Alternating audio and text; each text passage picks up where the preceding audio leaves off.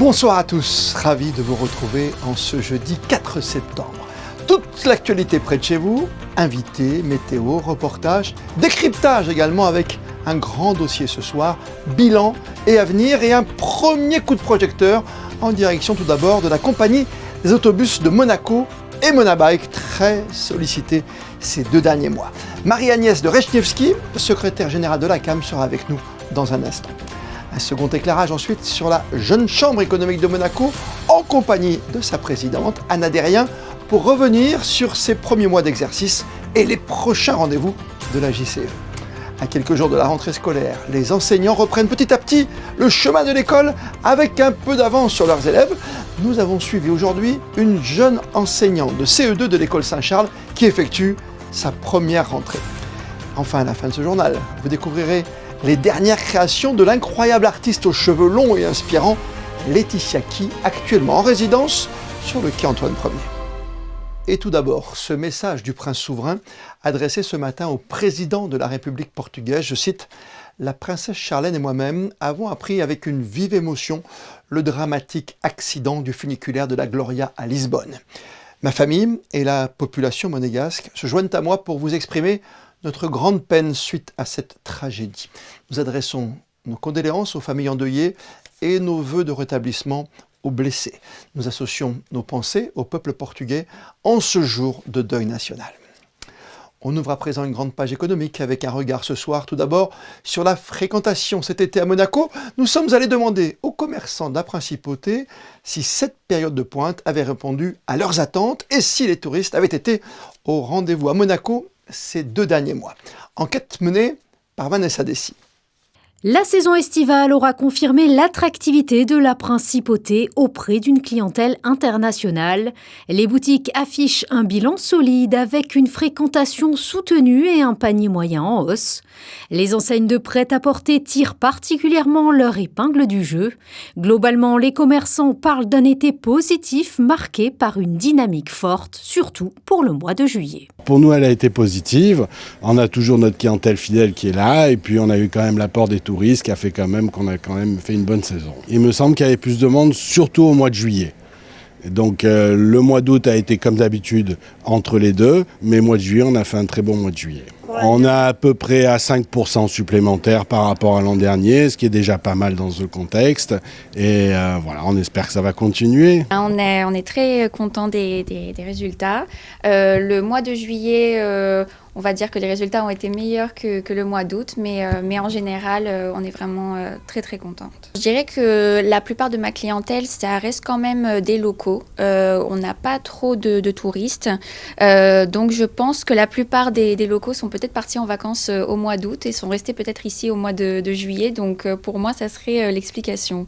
À Monaco, le bilan estival des commerçants reste donc positif, porté par une forte fréquentation au rendez-vous. Un été dynamique malgré un ralentissement attendu en septembre. L'heure des bilans en matière cette fois de mobilité au cœur de la principauté cet été pour la compagnie des autobus de Monaco. Marie-Agnès de Rechnevsky, secrétaire générale de la CAM, vient de nous rejoindre. Bonsoir madame. Bonsoir, monsieur. On est ravis de vous recevoir pour faire le bilan de la fréquentation. Est-ce que c'est une surfréquentation pendant juillet-août ici à Monaco pour les bus et les monabikes ? En effet, l'été 2025 a connu une forte demande de mobilité. Et ce qui s'est traduit pour nous par une hausse de la fréquentation sur tous les modes de déplacement que nous proposons. On a déjà quelques chiffres ou pas ? Oui, pour ce qui concerne le réseau de bus, sur ces 2 mois d'été, on peut compter une augmentation de 13% des voyages effectués par rapport à l'année 2024. D'accord. Quant au vélo, on pourrait parler de résultats performants puisque le service Monabike a enregistré régulièrement des pics de fréquentation avec notamment plus de 97 000 trajets réalisés durant le mois de juillet. Les gens prennent conscience maintenant que le monabike, c'est quelque chose de très utile, presque même d'obligatoire pour bien circuler dans Monaco. Écoutez, je pense qu'on peut parler d'engouement des usagers, spécialement pendant la période estivale. La météo est clémente et les conditions de circulation sont très difficiles. Ouais, toujours bien travailler dans la principauté comme pour les bus qui sont assez nombreux. À votre goût, au goût des usagers, pour l'instant, tout se passe bien? Tout a bien évolué depuis votre arrivée? Oui, j'aimerais bien mettre en lumière les lignes express X1, X2. Oui. Ce sont des lignes qui, aujourd'hui, pendant la période estivale, a connu d'abord une prolongation de leur itinéraire. La ligne X1 étant prolongée jusqu'à Monaco-Ville et la ligne X2 jusqu'au quartier du Portier. Le but était de relier aisément le secteur du jardin exotique et notamment le parking des Salines vers deux pôles d'activité et de visite importants de la principauté. Le parking des Salines, c'est vraiment quelque chose d'important aussi dans notre paysage, c'est vrai aujourd'hui. Deuxième modification, vous dites? Oui, ça a été une amélioration de la fréquence pour faire en sorte de diminuer le temps d'attente moyen sur ces lignes. On a passé donc le temps d'attente de 21 minutes à 14 minutes. Qu'est-ce qu'on peut faire de mieux dans l'avenir, même très proche? Est-ce qu'on garde la même ligne? Est-ce qu'avec le retour des élèves, est-ce qu'on change un tout petit peu, quelques directions? Alors avec le retour des élèves, s'est posé le problème surtout de l'adaptation des services scolaires dédiés au lycée Albert Ier, dont le déménagement vers le secteur de la place des Moulins et demander une réadaptation. Bien sûr. Les maîtres mots pour vous, madame, c'est quoi? C'est modernisation, extension, satisfaction et transformation aussi? Je parle bien sûr de l'électrique, par exemple. Hein. Alors, le maître mot serait d'abord la transition énergétique. Oui. Oui. Évidemment, la modernisation, mais nos bus sont tout récents, tout modernes. Ils offrent un grand confort avec la traction électrique. Et la régularité aussi de la desserte, ce qui peut être compliqué en période de congestion, de circulation. Et c'est quand même plus de 7 millions de voyageurs qui prennent le bus chez vous aujourd'hui? Oui, ça a été enregistré comme ça l'an passé. Mais vu les évolutions de la fréquentation, on peut espérer encore une hausse de cette fréquentation. C'est clair, avec un suivi toujours sur l'application qui est important pour tout le monde, pour tous les usagers en principauté de Monaco. Merci d'avoir répondu à nos questions ce soir sur Monaco Info pour revenir sur le bilan de l'été et les perspectives avec cette rentrée scolaire dès lundi, bien sûr, pour tous les étudiants désormais. Merci à vous d'avoir été des nôtres ce soir, madame. C'est moi qui vous remercie, monsieur. Bonne soirée. Bonne soirée. L'heure de la rentrée pour nombre d'enseignants avant les élèves lundi prochain. Nous avons suivi aujourd'hui à l'école Saint-Charles une toute jeune institutrice pour ses grands débuts. Voici le reportage de Christinda Petit-Homel avec Lionel Bernardi. Une école encore silencieuse, mais une salle de classe qui s'anime déjà. Derrière les murs de l'école Saint-Charles, l'effervescence est déjà palpable, car si le corps enseignant se prépare à accueillir d'ici quelques jours les élèves, pour Solène Brudou, c'est un moment unique, sa toute première rentrée en tant qu'enseignante. Elle aura en charge une classe de CE2. Le programme, ils ont été renouvelés là cette année. Il y a des modifications en maths, en français. On est en train de tout bien étudier pour tout préparer. J'ai pu être préparée de par mon master. J'ai effectué une alternance. J'ai déjà eu à charge une classe, donc 2 jours par semaine. Donc c'est la suite logique. J'adore le contact avec les enfants, également le travail en équipe, parce que je ne suis pas toute seule à intervenir au sein de la classe. Un peu stressée tout de même, mais je suis très contente de faire ma rentrée dans cette école. Dernier préparatif avant le grand jour, d'ici quelques heures, ce sont 20 enfants qui franchiront la porte de la classe de Solène et chaque détail compte pour une rentrée sans accroc. Tout au long de l'été, on a pu se mettre en lien avec les autres enseignants parce qu'on est 4 classes par niveau. Et donc on a pu s'aligner sur les périodes, les progressions et commencer la préparation comme il faut. Ils auront un petit cadeau à leur arrivée, un petit crayon avec écrit « Bonne rentrée ». Et ensuite, donc, on a préparé toute la classe, les affichages, tout ce qu'il faut pour les accueillir dans de bonnes conditions. À Monaco, le compte à rebours est lancé. Lundi, nos chères petites têtes blondes franchiront les portes de l'école Saint-Charles. Et Solène Brudou sera là, prête à écrire le premier chapitre d'une année qui se veut prometteuse. Perspective maintenant de rentrée et bilan d'un premier semestre d'importance pour la toute nouvelle présidente de la Jeune Chambre économique de Monaco, Anna Derrien, qui est avec nous ce soir. Bonsoir à vous. Bonsoir Christophe. On va faire le bilan de ce premier semestre pour vous. Avant de passer à l'avenir, il y a encore beaucoup de choses. Vous êtes proactive en tout cas, j'ai remarqué, proactif avec l'association.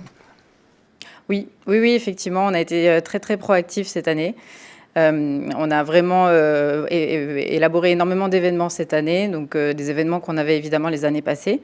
On a fait un très très beau premier semestre sur tous nos pôles, autant le pôle entrepreneuriat que développement personnel ou encore attractivité, avec des petits déjeuners conférences, donc 2 que vous avez pu assister évidemment avec le Conseil national et puis la PDP. Mais également des rendez-vous networking ou encore des ateliers qu'on a pu organiser avec certains de nos partenaires et le gouvernement princier. Et toujours, presque même, souvent, dans l'air du temps, à l'image de la protection des données ou de la modernisation des droits, par exemple, très spécifiques à Monaco. Exactement. Toujours sur des sujets d'actualité. Ça me tenait à cœur de le faire cette année et également pour mon conseil d'administration. Donc avec des sujets d'actualité qui intéressent tout le monde, tous les acteurs de la principauté. Donc c'était très important pour nous de donner cette visibilité et cette parole. Et d'ailleurs, nous avons fait un carton plein à chaque fois puisque nous avions une centaine de participants sur nos 2 petits déjeuners conférences. Il y a du networking également avec la connexion au cœur des débats pour la Jeune Chambre économique. Exactement, le networking. On a eu deux grands événements de networking. Donc le premier, ça a été organisé au Wine Palace avec la BNP Paribas, donc un de nos partenaires. Et effectivement, c'était sur le secteur bancaire et financier. Très gros succès également, une centaine de personnes. Et le deuxième, ça a été plus sur la partie assurance et innovation. Avec nos partenaires Juto Husson et Pineapple qui est au bout d'Abar cette fois-ci. Et pareil, le même nombre d'invités. Et grande soirée networking puisqu'on a pu connecter nos partenaires et les participants. Et nous avons eu d'excellents retours sur ces 2 soirées-là. Bien sûr, on réfléchit à ce fameux think tank qui existe maintenant depuis quelques années aussi. Il y a des pitch nights aussi, ça moi j'adore, c'est ces 3 minutes de présentation. Oui, effectivement. Donc, c'est les Pitch Nights. Nous avons créé cet événement l'an dernier sous l'impulsion du président donc Clément Maréchal, sous le nouveau plan triennal qui est dédié à l'entrepreneuriat que nous avons créé. Et donc, les Pitch Nights, c'est vraiment 3 minutes de présentation de votre entreprise ou de votre projet. Ça peut être aussi un projet en cours de création. Et 7 minutes de questions. Et cette année, nous avons eu donc 3 sessions avec un carton plein à chaque fois pour nos pitchers. Et nos pitchers ont été orientés pour notre prochain événement qui est Startup Meeting, donc en octobre prochain, qui se déroulera à la FNAC. Et ils pourront venir pitcher leur projet, cette fois-ci devant un public beaucoup plus large, à la FNAC. Il y a à peu près 200 personnes qui sont attendues à cette soirée-là. Avant de passer justement avec vous à l'avenir, Anna Derrien, on rappelle que dans votre philosophie, on le comprend, c'est de l'échange, de la synergie. On n'oublie pas les jeunes non plus. C'est important que graines d'entrepreneurs. Oui, exactement. Et vous savez à quel point, puisque cette année, donc, on fête les 10 ans de Graines d'entrepreneurs. Et puis, nous avons nous faisons 10 sessions cette année. Nous en avons déjà fait 5. Donc, les 5 dans les écoles primaires et au collège. Et nous avons hâte de poursuivre sur le lycée et l'université. Ça a été un grand moment d'échange avec les jeunes. Alors, à la fois pour les jeunes, puisqu'on leur insuffle l'idée de l'entrepreneuriat pendant une journée, ou de la création d'une association ou d'un événement, mais en tout cas à visée communautaire. Et ça, c'est très important aussi pour nous au sein de la Jeune Chambre économique de Monaco, mais également pour les mentors, puisque nous avons eu beaucoup de mentors présents, donc des entrepreneurs, des salariés, des retraités, qui sont venus au sein de cette journée-là pour les élèves. Et franchement, c'était des journées extraordinaires pour tout le monde. Avec encore et toujours le soutien évidemment du prince souverain. On n'oublie pas, l'attractivité est importante à Monaco, la résilience aussi quelque part. Qu'est-ce qui nous attend maintenant? Parce que le deuxième semestre, il faut qu'il soit aussi riche que le premier. Là, vous avez un grand défi quand même, Anna Derrien. Il y a quoi? Il y a 3 grands axes, c'est bien ça? Oui, ne vous en faites pas, ce sera très riche, je vous rassure. Toujours 3 grands axes, effectivement. Donc, ce sera quand même très axé sur l'entrepreneuriat, puisqu'on a quand même des événements sur l'entrepreneuriat qui sont forts au second semestre. Oui. Donc, d'abord, on a notre concours de création d'entreprise qui clôture à la fin du mois, le 30 septembre. D'accord. Donc, les candidatures sont en cours. On a déjà plus de 20 dossiers actuellement déposés. Puis, on en a d'autres qui sont encore ouverts en cours. Donc, vous n'hésitez pas surtout à candidater, puisque c'est un énorme pied à l'étrier quand vous vous lancez. Un regard vers demain et l'au-delà, bien sûr, j'ai bien compris, Anna, par rapport à tous ces entrepreneurs qui veulent réussir. Il y a également le côté inspirant, le côté Monaco Inspire. Oui, tout à fait. Donc, Monaco Inspire, pareil, c'est un événement qu'on a créé l'an dernier. Et là, donc, c'est la journée du samedi 29 novembre au Méridien Beach Plaza. Nous avons enfin booké nos 3 speakers. Donc la communication partira dans les prochaines semaines avec un programme détaillé.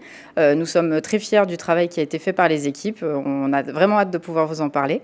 Mais en tout cas, ce sont 3 speakers qui vont vous inspirer sur la journée entière. Donc le but, c'est vraiment de faire connaître Monaco. Avec toujours en exergue, bien sûr, ces petits déjeuners, ça commencera, j'ai noté, je crois, le 30 septembre avec le ministre des Finances et de l'Économie. Exactement. Nous avons l'honneur de recevoir M. Capori, effectivement, pour le prochain petit déjeuner conférence. Et donc, nous avons vraiment hâte de pouvoir l'entendre pendant cette matinée dédiée, donc le 30 septembre, effectivement. Très bien, qui sera dédiée donc, à la politique budgétaire. Merci de vous être prêté au jeu. Des questions, bien sûr, avec ce bilan et les perspectives d'avenir ce soir sur Monaco Info. Merci à vous, Anna Derrien, d'avoir été notre invitée. Avec plaisir, merci à vous. La présidente de la Jeune Chambre économique, que vous pouvez découvrir plus longuement, si vous le souhaitez, et si ce n'est déjà fait, sur l'un de vos réseaux préférés dans un podcast Monaco Info, au micro de Geneviève Berthy. Le traditionnel pique-nique des Monégasques ou Cavagnetou se tiendra samedi en fin d'après-midi au parc Princesse Antoinette. Tout débutera par la tenue d'une messe avant de déguster vos spécialités préférées. Oui, barbajuan, soca et autres fougasses de circonstances, et de terminer cette soirée conviviale à souhait par un grand bal au centre des jardins.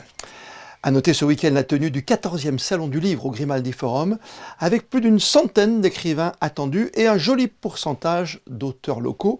Et comme l'annoncent les organisateurs en ce cru 2025, ce sont 2025 fois plus de mots pour lire de livres, pour rêver et rencontrer de grandes signatures comme Hubert Védrine, Jean-Paul Enthoven ou encore Vladimir Fedorovski. Et dans l'univers de la culture, le talent ne tient souvent qu'à un fil à un cheveu. Portrait ce soir de l'artiste ivoirienne Laetitia Ki, devenue une icône sur les réseaux sociaux grâce à ses sculptures capillaires qui ont fait le tour du monde. Depuis novembre dernier, Laetitia Ki vit et crée à Monaco, en résidence ici aux Ateliers du Quai, un laboratoire artistique où elle a développé une nouvelle collection d'œuvres que vous allez pouvoir découvrir ce soir grâce à Devika Garanfar, accompagnée de Julien Logier. En chair, en os et en cheveux, voici Laetitia Ki. Originaire de Côte d'Ivoire, cette artiste a transformé ses complexes en force. Derrière ces sculptures capillaires spectaculaires se cache un véritable combat. J'ai grandi dans un environnement où toutes les femmes se défrisaient les cheveux. Où tout le monde avait les cheveux lisses, même si ce n'était pas ça leur nature. Et je suis tombée sur la communauté afro-américaine de femmes noires qui se laissaient pousser les cheveux naturels et puis qui en prenaient soin, qui étaient très fières de ça, qui en faisaient même un choix identitaire pour revendiquer quelque chose. Et puis j'étais choquée parce que j'avais 16 ans et c'était la première fois de ma vie que je voyais des femmes qui étaient heureuses d'avoir des cheveux que moi je supportais pas ou que les femmes autour de moi ne supportaient pas. Et ça m'a donné envie en fait de faire mes propres expériences et puis de voir comment est-ce que moi-même avec mes cheveux je pouvais arriver à créer certaines choses. Et c'est comme ça en fait que tout a commencé. Depuis 9 mois, cette artiste tout-terrain réside aux Ateliers du Quai sur le port Hercule, une immersion en principauté à l'origine de nouvelles inspirations et d'une collection inédite pensée sous un nouveau format. Donc à la base, je suis connue et pour la sculpture sur cheveux et pour la peinture. Et puis je me suis dit, j'ai envie de faire quelque chose de nouveau, tout en restant quand même dans mon domaine, et ce serait bien en fait d'associer les deux. C'est de l'expérimentation parce que c'est quand même la première fois que je travaille de cette façon-là et que j'expérimente avec ce mélange-là. Mais maintenant, voilà, c'est quelque chose que je pense que je vais continuer même sur le long terme ou dans le futur parce que j'aime beaucoup la série que j'ai produite ici. Autant de langages qu'elle combine pour mettre en lumière des messages qui lui tiennent à cœur. Malgré une initiative au départ esthétique, son art s'impose vite comme un manifeste politique où chaque création devient une prise de parole. Aujourd'hui, mon travail a une grande dimension politique, il y a beaucoup de choses que ça revendique, mais au départ, ce n'était pas le cas du tout. C'était vraiment des expériences qui avaient le seul but, c'était esthétique. Je voulais savoir comment faire des formes, comment essayer des trucs. Parler de la condition des femmes, surtout en Côte d'Ivoire, c'est venu très, très, très naturellement. C'est pas quelque chose que j'ai calculé. Ça a toujours été des questions qui me touchent beaucoup parce que je suis une femme, j'ai grandi en Côte d'Ivoire. Il y a toujours eu des petites choses que j'ai trouvées injustes en fait. Après presque 1 an passé à Monaco, l'artiste se dirige à présent vers de nouveaux horizons. Elle-même ne sait pas encore ce qui l'attend, mais une chose est sûre, pour Laetitia Ki, le futur se construira comme ses œuvres, entre beauté et conviction. Et en matière de protection de l'environnement, l'hôtel Méridien Beach Plaza a installé des petites maisonnettes en bois sur son toit, de véritables dorlotoirs à abeilles au service de la nature. Les explications de Gaëtan Lebrun sur des images de Marie-Ève B. À Monaco, un nouveau projet bourdonne d'enthousiasme. Ces petites structures colorées, conçues comme de véritables hôtels à insectes, visent à accueillir les abeilles sauvages et favoriser leur rôle essentiel, la pollinisation. Un geste à l'initiative du Méridien pour la biodiversité et pour l'avenir. Alors les dorlotoirs, c'est comme des petites maisons qui accueillent des abeilles solitaires. Donc ce sont des abeilles qui ne vivent pas en ruche et qui ne font pas de miel. En fait, leur fonction, c'est de butiner et de polliniser. Et donc en fait, elles vont pondre, le dorlotoire a des petites alvéoles, comme des tubes à essai. Et donc l'abeille femelle va pondre ses œufs, faire des petits cocons, pondre ses œufs et mettre une petite réserve de nourriture au sein du dorlotoire. Et ensuite, au printemps, les abeilles vont éclore. Je précise que ce sont des abeilles qui ne piquent pas, les abeilles solitaires. Voilà. Mais le projet ne s'arrête pas là. Ces dorlotoirs serviront aussi de point de départ à des ateliers ludiques pour les enfants. Observation des abeilles, fabrication de mini-abris et découverte du rôle des pollinisateurs. Quand on connaît, on respecte. Donc ces dorlotoirs sur le toit peuvent effectivement servir pour des visites pour les enfants du Kids Club par exemple, mais aussi pour nos salariés ou pour des clients, pour les sensibiliser à cette cause importante sur la biodiversité, parce qu'il y a une extinction en masse actuellement des insectes. Donc tout ce qui peut être fait à un niveau individuel ou au niveau de l'entreprise, tout ce qu'on peut faire, c'est très important de le faire. Une démarche écologique et pédagogique au cœur même de la principauté. Et avant de découvrir votre météo pour les heures à venir en compagnie de Christinda Petit-Homel, notez qu'après ce journal, vous retrouverez un nouvel épisode, le 6e de notre série consacrée au corps des sapeurs-pompiers de Monaco, une immersion signée Alban Gingembre. Et comme le veut la tradition, on termine ce journal par les instantanés du jour, avec le grand rush de la rentrée qui se prépare pour les petits comme pour les grands. Les photos sont signées Stéphane Dana. Demain, 19h, c'est Patricia Navarro que vous retrouverez pour un tout nouveau journal. D'ici là, passez toutes et tous une très belle soirée. Et plus que jamais, vous le savez, vous êtes bien sur Monaco Info.